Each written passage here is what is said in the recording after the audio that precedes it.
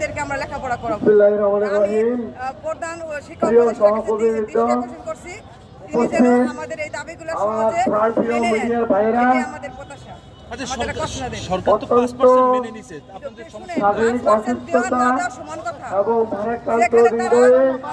আপনার আপনাদের সামনে উপস্থিত হয়েছি।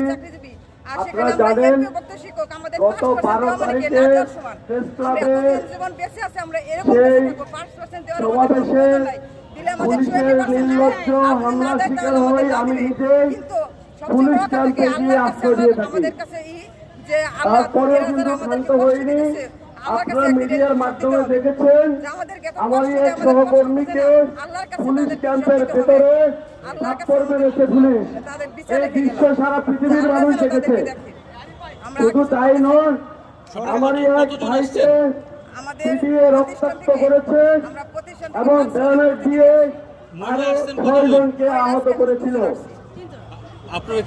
পরের দিন আমরা শহীদ মিনারে চলে আসার পরে এখান থেকে শান্তিপূর্ণভাবে আমরা যখন মাসু সচিবালয়ে যাচ্ছিলাম, একই কার্যক্রম আপনাদের হাই স্কুলের যে শিক্ষা ব্যবস্থা সেটা আপনাদের যে কার্যক্রম সরকারি হাই স্কুলের কি একই কার্যক্রম?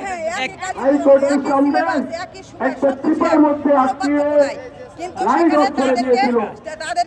অন্ধকারের মধ্যে আমরা একেবারে অন্ধকারের মধ্যে শান্তিপূর্ণভাবে আপনাদের রেজাল্ট কি সরকারি স্কুলের মতো হয় না ভালো হয়?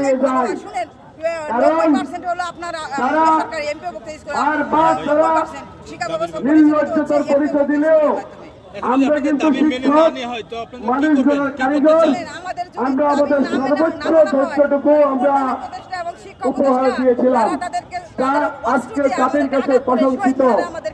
সারা পৃথিবীর বিভিন্ন বিদেশি চ্যানেল আমাদের দাবির সাথে একত্রতা করে তারা দেশি এবং বিদেশি মিডিয়া, বাংলাদেশের সুশীল সমাজ, বিশ্ববিদ্যালয়ের শিক্ষক ফোরাম, ছাত্রছাত্রীরা সবাই আমাদের সাথে একত্রতা ঘোষণা করেছে। কারণ আমাদের দাবি একটা যৌক্তিক দাবি।